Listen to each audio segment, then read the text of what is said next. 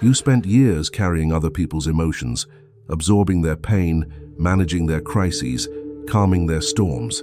You were the one people turned to, the one who gave endlessly. And one day something broke, not your heart, your need to save everyone. And what happened next probably cost you relationships you thought were unshakable, through no fault of your own. You didn't explode, you didn't raise your voice, you simply went quiet.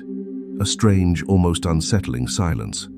The silence of someone who had just seen something they could no longer unsee. And that silence triggered a reaction you never sought, never provoked. You felt it, didn't you? That moment when you stopped explaining yourself, when you withdrew your energy from the relationships that were draining you. No attack, no blame. And that's when everything shifted. The people who relied on you reacted as though you had betrayed them. Some pulled away, others turned hostile. Your family, your friends called you selfish, as if you had broken some unspoken agreement, but you had simply stopped betraying yourself, and that withdrawal of energy triggered a reaction in them they couldn't control. Carl Jung spent his life observing this phenomenon. What troubled him most wasn't the transformation itself, it was the inability of those closest to the person to tolerate it.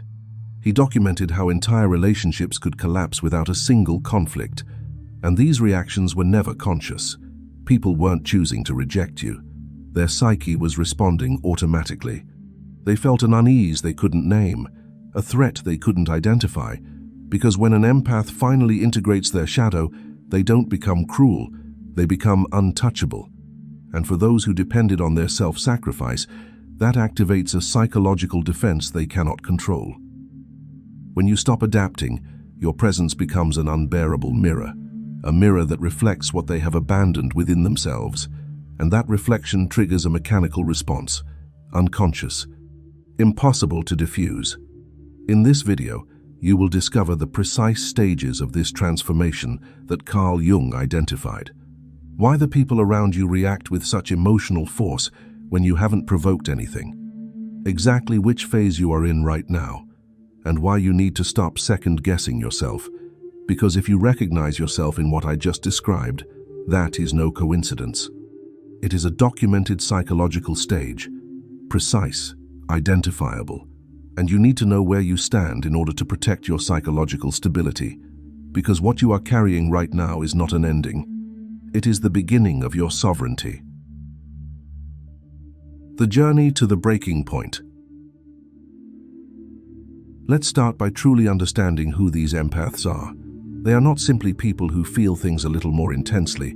They are individuals whose nervous system functions as a permanent emotional receiver. They walk into a room and instantly absorb the psychological atmosphere, the unspoken tensions, the hidden resentments, the buried fears. And what makes this so striking is that they do it without trying. Carl Jung observed this phenomenon for decades. These individuals naturally became the shock absorbers of their social systems. In families, they managed the tension. In friendships, they carried everyone's secrets. In romantic relationships, they felt their partner's suffering more acutely than the partner themselves. They didn't simply witness that suffering. They absorbed it, processed it, so that others could keep functioning. But here is what no one talks about. That role served a system. Parents offloaded their anxiety onto them. Siblings used them as free therapists. Partners treated them as emotional support animals. And the empath accepted all of it without complaint, because they had been conditioned since childhood to believe their sensitivity existed to serve others. Every time they suppressed their own needs, they received validation. Every time they absorbed someone's anger to avoid conflict, they were told how mature they were. That psychological reward created a pattern of self-abandonment that looked, from the outside, like virtue. But what Carl Jung discovered is that beneath that facade, their psyche was keeping score. Every manipulation, every betrayal. The empath's unconscious catalogued these patterns with surgical precision. They knew exactly which words would trigger guilt in their mother. They understood the emotional sequence their father used to avoid all accountability. They had mapped every psychological game being played. And yet, despite that knowledge, they never used it. And in a moment, You will understand why that refusal makes what follows so deeply unsettling. The trigger always arrives as a profound betrayal, not a simple disappointment, a betrayal that can no longer be overlooked. A partner's infidelity after years of managing their depression, a parent speaking cruelly about them behind their back, a friend caught lying after years of unwavering support. What makes these betrayals so devastating is not just the act itself. It is the realization that the empath had seen the signs all along. Their intuition had been screaming the truth for months, sometimes years. But they had silenced it. They had betrayed themselves to preserve an illusion, and that self-betrayal cuts deeper than the external one, because it reveals something no one had ever explained to them about their own psyche. And what you are about to discover will make clear why the people around them panic so violently. The turning point. What happens next terrifies everyone who witnesses it. The empath doesn't fall apart. They don't raise their voice. They go quiet, but not the silence of sadness, a different silence. Something deeper. Carl Jung called this the withdrawal of projections.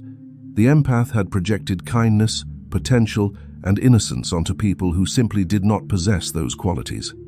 And when those projections finally collapse, something fundamental breaks. Not the empath's heart, their illusions. For the first time in their life, they see reality without the filter of desperate hope. They see people for who they truly are.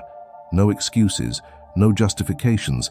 Their eyes change, no tears, just clarity. The fog lifts, and they can finally see the entire system they have been participating in. Those around them notice the shift immediately. Because the empath stops performing, they stop managing other people's emotions. They stop explaining, justifying, apologizing for their own needs. There are no dramatic announcements. They simply stop participating in the dysfunctional systems they had been holding in place. Family members who relied on them to mediate conflicts suddenly find themselves face to face with no buffer between them. Partners who used them as an emotional crutch discover they can no longer provoke the familiar reactions. And here is what makes this transformation so deeply unsettling. The empath is not angry. Anger would have been familiar, manageable. But this is not anger. It is complete indifference to the emotional games that once controlled them. The people around them try everything to provoke the old responses. They manufacture crises. They play the victim. They deploy guilt, manipulation. But nothing works. The empath has unplugged from the emotional matrix that used to run them. They observe these attempts with detached curiosity, like a scientist watching predictable behavior in a laboratory. And that detachment reveals something about human psychology that Carl Jung spent years documenting, something you are about to discover in the next part. The integration of the shadow. What Carl Jung identified at this stage is crucial. Every empath carries within them a shadow they were taught to deny, the part of them that is selfish, that prioritizes their own needs, that refuses to save people from themselves. Society had convinced them that this shadow was something dark. Religious teachings told them that altruism was a virtue. Cultural narratives celebrated endless self-sacrifice. But Carl Jung understood that this shadow was not evil. It was the empath's survival instinct. It was their psychological immune system trying to protect them from being consumed by other people's dysfunction. When betrayal finally forces them to integrate that shadow, they do not become cruel, they become whole. The selfish shadow merges with the compassionate light, creating something society had never prepared them for. An empath who can feel everything, but consciously chooses where to direct that feeling. An empath who sees through manipulation, but no longer feels compelled to pretend they don't. An empath who loves deeply, but only those who have earned access to that love through reciprocity and respect. This is what Carl Jung called the final stage of spiritual awakening, not transcending the ego, but integrating every aspect of the self into conscious choice. The empath had spent their entire life caring for others at their own expense. Now, they were learning to care for themselves with the same intensity they had once given away so freely. The shift in energy is immediate. Where the empath once radiated warmth indiscriminately, they now emanate something more selective, not coldness, awareness. They no longer pour their emotional energy into anyone who asks for it. Their presence feels different, grounded, impenetrable. They have become what Carl Jung called selectively empathic. And you are about to see how that selectivity will literally transform every aspect of their life in ways no one had anticipated. Life after the transformation. In the professional world, this metamorphosis shows up as boundaries that shock colleagues. The person who once absorbed everyone's stress simply stops. They do their work with excellence, but no longer take on other people's responsibilities. They attend meetings, but no longer smooth over conflicts that aren't theirs to manage. Managers who relied on them to do the work of 3 people now face someone who works their contracted hours and nothing more. Colleagues who used to offload their problems onto them are politely redirected to the appropriate resources. Within family systems, the changes are even more dramatic. The empath who always organized the gatherings, mediated the arguments, and absorbed everyone's dysfunction stops filling those roles. Not with any announcement. They simply become unavailable for the parts they had been unconsciously assigned since childhood. Parents who treated them as an emotional support system encounter boundaries. Siblings who exploited their generosity meet limits. The family comes face to face with a version of the empath they don't recognize. Someone who smiles politely but doesn't engage in the drama. Someone who says, "That doesn't work for me," without explanation or apology. The family often responds with shock. "How can you be so selfish? You've changed." And the empath simply nods. Because yes, they have changed. They have finally stopped setting themselves on fire to keep others warm. The most profound shift happens in romantic relationships. Partners who relied on the empath's boundless forgiveness suddenly face accountability. Behaviors that were tolerated for years are no longer acceptable. The empath stops explaining why certain things hurt them. They simply withdraw from situations that disturb their peace. Some partners rise to meet this new version. They recognize that they have been taking someone extraordinary for granted and choose to become worthy of that person. Others cannot adapt. When they reach for the old tactics and find them ineffective, they often leave, and the awakened empath lets them go without the usual pain, recognizing the departure as protection rather than loss. Carl Jung observed that this indifference triggers panic within the empath's social circle, not because the empath has become unkind, but because their absence reveals how much dysfunction they had been quietly containing. Family systems that appeared to function collapse without them. Friendships that seemed deep turn out to be parasitic. Workplaces that ran smoothly descend into chaos. The people who benefited from their unconscious servitude suddenly understand what they have lost. But by that point, the empath has moved beyond the stage where that realization matters to them. And what comes next will show you how this final transformation creates something even more powerful. Psychological sovereignty.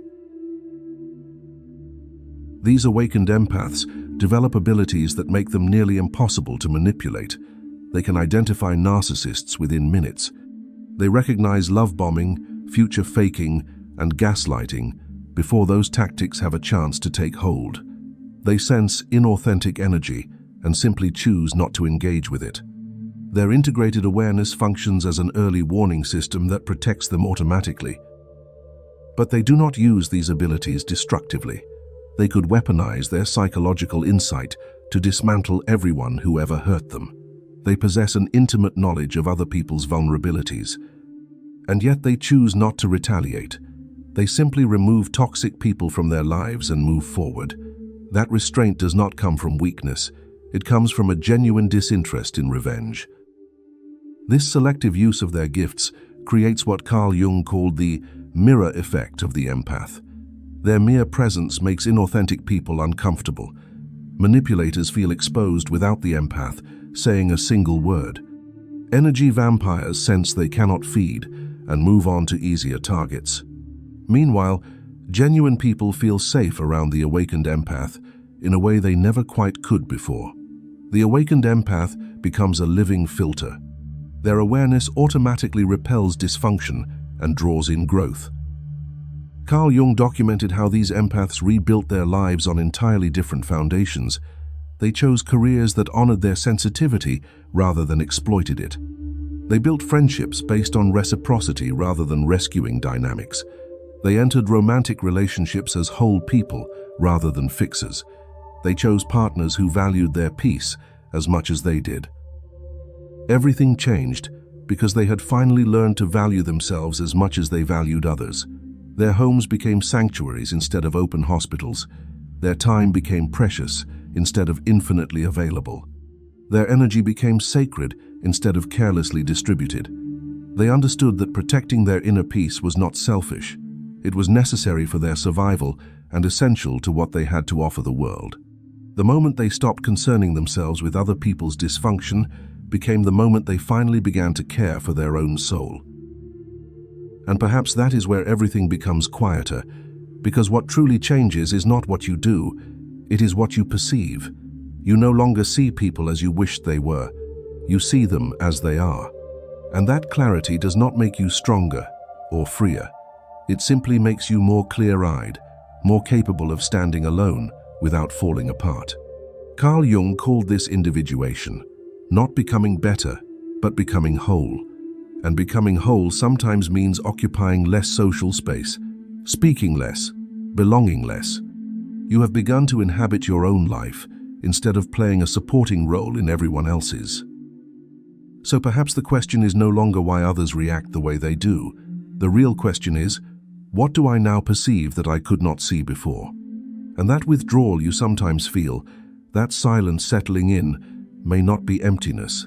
It may be a space you have never had before. Which person showed you their true face when you stopped sacrificing yourself? And what broke inside you that day that can never be repaired? Share your experience in the comments. Your story might be the key that inspires someone else.